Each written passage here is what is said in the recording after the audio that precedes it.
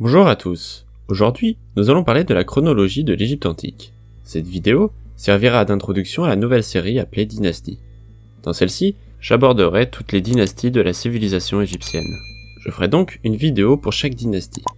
Pour cette première vidéo, plutôt générale et synthétique, nous verrons d'abord les traces et les différentes sources de documentation qui nous ont permis d'établir la chronologie actuelle de l'Égypte antique. Nous verrons ensuite cette fameuse ligne du temps, puis nous finirons avec une petite synthèse de chaque période égyptienne. C'est parti pour la vidéo portant sur la chronologie de l'Égypte antique. Let's go!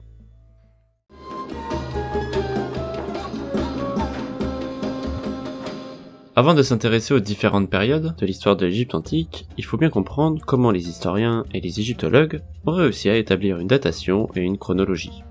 C'est bien évidemment une tâche très complexe et qui est toujours modifiable à ce jour. D'ailleurs, différents égyptologues ne sont pas totalement d'accord sur cette chronologie et appellent à la prudence sur la crédibilité de celle-ci. Bref, la datation reste controversée, mais comment avons-nous bâti cette chronologie? Celle-ci est en fait due à la confrontation de plusieurs documents égyptiens datés, mais également de différentes listes royales. Toutes ces sources sont parfois incomplètes, dues par leur état endommagé, ou encore corrompues, à cause d'un bannissement de roi par exemple. La source la plus importante est celle du prêtre égyptien Manéthon des Sébennytos avec l'Egyptiaca, un document écrit en grec, en plusieurs parties, qui raconte l'histoire de l'Égypte antique. Manéthon aurait en fait été mandaté par Ptolémée Ier au IIIe siècle pour rédiger une histoire de l'Égypte. Cet ouvrage a par la suite été modifié par d'autres historiens gréco-latins au fil de l'histoire. Cette œuvre nous apporte une liste de rois ainsi qu'un découpage de l'Égypte en 30 dynasties.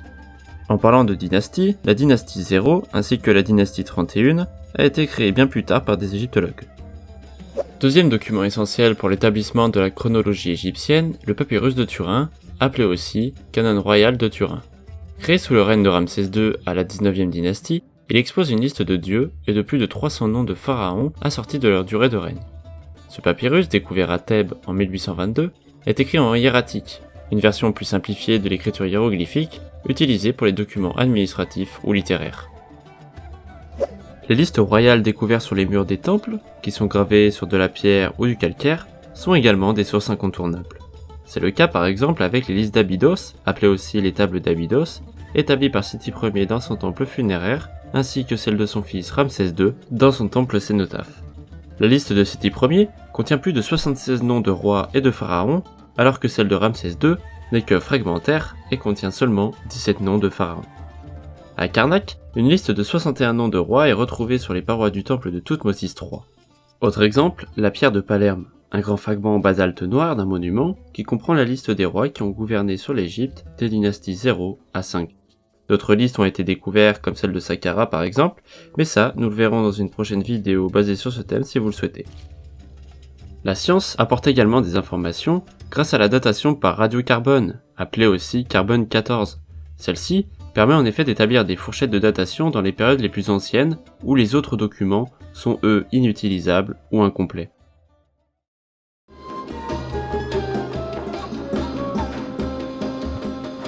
Après avoir vu les différentes sources qui nous ont permis d'établir une chronologie, intéressons-nous de plus près à celle-ci.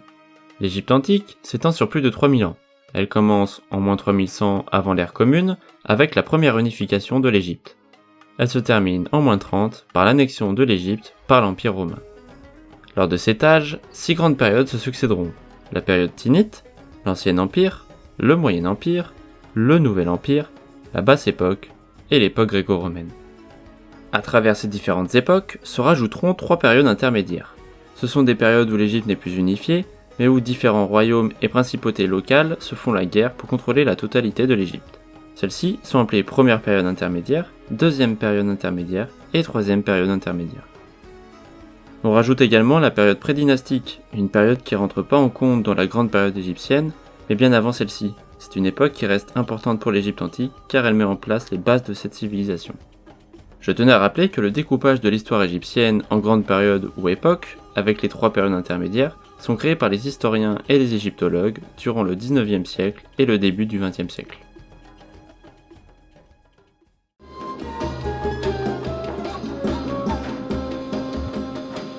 Maintenant que nous avons réalisé une synthèse de la chronologie de l'Égypte antique, intéressons-nous aux différentes périodes avec un peu plus de détails. Nous commencerons de la plus éloignée et continuerons ainsi de suite jusqu'à la dernière période de l'Égypte. Commençons avec la période prédynastique. Celle-ci commence en moins 4500 et se termine en moins 3100. Elle commence par la sédentarisation de plusieurs tribus au bord du Nil, une artère vitale grâce à sa crue dans un milieu désertique. Plusieurs cultures s'installent et se développent à travers différents endroits en Égypte. C'est le cas avec la culture Badari, Nagada I, Nagana II et Nagana III en Haute-Égypte, ainsi que la culture Mahdi Bhouto en Basse-Égypte. Cette période est donc une sorte de transition entre le néolithique, avec ses différentes tribus qui se font la guerre, et la formation d'une Égypte ensemble par l'unification du pays. C'est dans cette période que la dynastie 0 fait son apparition, en moins 3500 jusqu'en moins 3100. Différents souverains sont mentionnés, c'est le cas par exemple du roi Scorpion. Autre événement important, c'est l'apparition des premiers hiéroglyphes archaïques et donc des plus anciens textes connus en hiéroglyphes égyptiens. Continuons avec la période Tinnite ou période proto-dynastique. Celle-ci débute à la fin de la période prédynastique en moins 3100 et se termine en moins 2750. C'est la toute première période de l'Égypte antique. Lors de ces 350 ans, deux dynasties se succéderont, la dynastie 1 et la dynastie 2. Le premier roi de l'Égypte et premier unificateur de la Haute et de la Basse-Égypte est le souverain Narmer. À cette époque, le terme pharaon n'existe pas, ce sont plus les termes de roi ou de seigneur qui sont utilisés. Revenons à Narmer, c'est lui qui va fonder la première dynastie. La capitale de l'Égypte se situe à Tinis près d'Abydos. Lors de cette période, une centralisation du pouvoir est mise en place, le roi contrôle les terres, les champs, le travail, en fait, toute l'Égypte. Autre événement important, la croyance liée à la mort commence à s'installer. Les premières sépultures utilisées sont les mastabas. Passons à l'Ancien Empire, une période considérée comme l'âge d'or de la civilisation égyptienne. Celle-ci démarre en moins 2750 et se termine en moins 2250. Elle va donc durer 500 ans et ça en fait la plus longue période de l'Égypte antique. 4 dynasties vont se succéder, la dynastie 3, la dynastie 4, la dynastie 5 et la dynastie 6. À cette période, Memphis est la capitale administrative de l'Égypte, tandis que Héliopolis en est la capitale religieuse. Lors de ces différentes dynasties, plusieurs reines se succéderont. Les principaux souverains sont Djoser, ou Djeser, le premier roi de l'Ancien Empire, Snéfrou, Khéops, Képhren, Mykérinos, Téti, Pépi I et Pépi II. C'est une période où la religion prend son essor, le roi devient un dieu. Les sépultures évoluent, passant d'un mastaba à une pyramide d'abord à degrés, puis à face lisse. Bien évidemment, l'architecture prend également beaucoup d'ampleur. C'est une période surnommée la période des bâtisseurs. De grands temples et de grandes pyramides sont bâtis. La première pyramide de l'histoire est créée, la pyramide de Saqqara, construite par Imhotep sous le règne de Djoser lors de la dynastie 3. Pendant la dynastie 4, les grandes pyramides de Gizeh sont construites, mais également le grand sphinx, qui lui est probablement bâti sous le règne de Képhren. D'autres avancées se sont également développées, comme l'art, la sculpture et l'administration centralisée, qui est d'ailleurs maintenant appelée État. Poursuivons avec la première période sombre de l'histoire égyptienne, la première période intermédiaire. Celle-ci débute en moins 2250 et prend fin en moins 2045. Elle est due à un déclin de l'administration centralisée et de difficultés sociopolitiques. Lors de cette période, plusieurs royaumes vont essayer d'exister et de prendre le pouvoir de l'Égypte. C'est le cas du royaume de Thèbes en Haute-Égypte, d'Hérakléopolis en Moyenne-Égypte et des peuples nomades venus d'Asie dans le delta du Nord. Plusieurs guerres civiles éclatent, des famines apparaissent et entraînent le chaos dans toute l'Égypte. C'est une période trouble où différentes dynasties se succéderont, la dynastie 7, la dynastie 8, la dynastie 9, la dynastie 10 et le début de la dynastie 11. Chaque royaume aura donc des souverains qui se succéderont un par un. Passons au Moyen Empire. Tout commence en moins 2045 et se termine en moins 1700. Sur cette période d'environ 300 ans, 3 dynasties se succéderont, la fin de la 11e dynastie, la 12e dynastie et le début de la 13e dynastie. Thèbes aurait été la première capitale, puis aurait laissé sa place à El-Lich ou Itchaoui en Basse-Égypte. Plusieurs lignées de souverains effectuent leur règne, c'est le cas des Mutuhotep de 2 à 4, des Sésostris de 1 à 3 et des Amenemhat de 1 à 5. Lors de cette période, il y a une stabilisation de l'État et du pouvoir royal grâce à la réunification de l'Égypte sous Moutohotep II.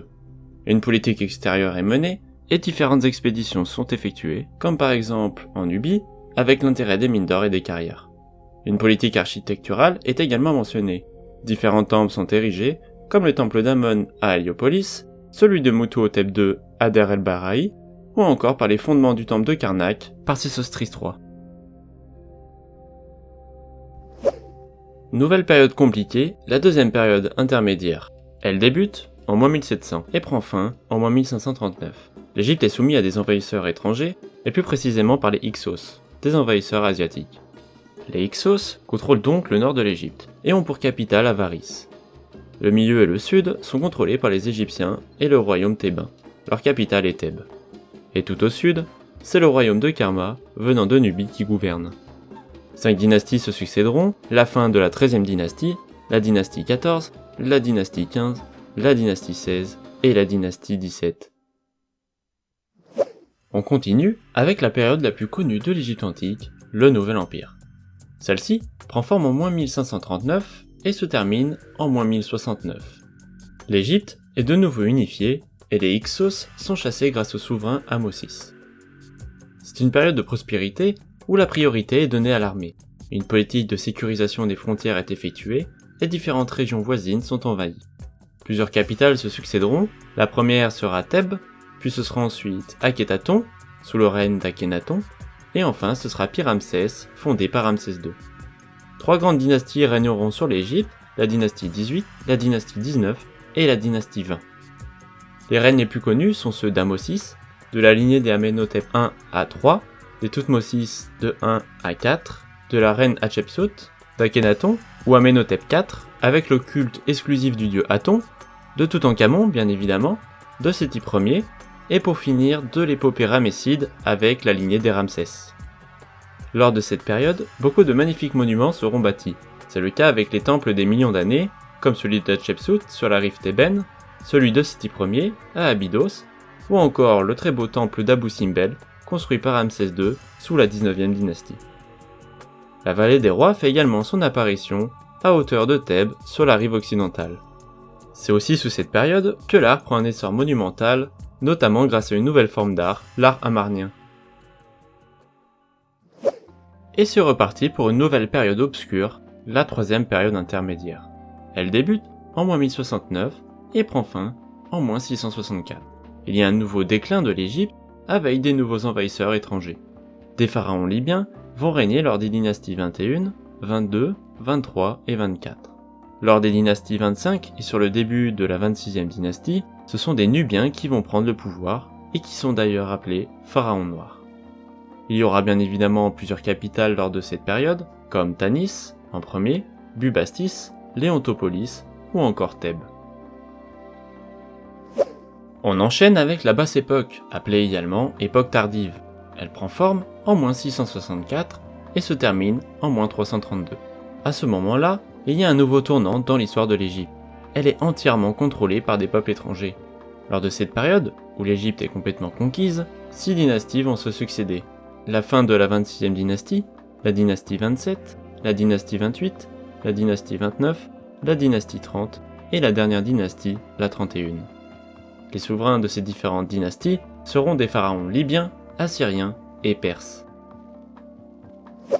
Terminons avec la dernière période de l'Égypte antique, l'époque gréco-romaine. Celle-ci débute en moins 332 et prend fin en moins 30. Au tout début de cette période, il y a une première domination grecque avec la dynastie macédonienne. C'est bien évidemment le redoutable et conquérant Alexandre le Grand qui va chasser les Perses et prendre le contrôle de l'Égypte. Il va fonder sa capitale Alexandrie en moins 331, connue également pour sa magnifique et très grande bibliothèque. À la mort d'Alexandre, c'est Ptolémée Ier qui gouvernera l'Égypte et qui lancera la toute dernière dynastie, la dynastie ptolémaïque. La lignée des Ptolémées se succéderont au pouvoir jusqu'à une certaine Cléopâtre VII.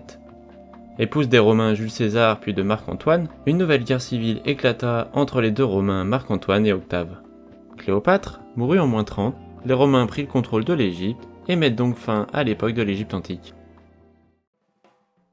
C'est terminé pour cette nouvelle vidéo, j'espère vraiment qu'elle vous a plu, en tout cas j'ai pris beaucoup de plaisir à la réaliser. Si t'as kiffé la vidéo, n'hésite pas à t'abonner et à la liker, c'est super important car cela permet à la chaîne d'être bien mieux référencée. N'hésitez pas non plus à venir nous rejoindre sur Twitter ou sur Instagram pour plein d'autres informations sur l'Égypte antique. C'était Tout en Égypte et je vous dis à bientôt pour une nouvelle vidéo. Salut salut!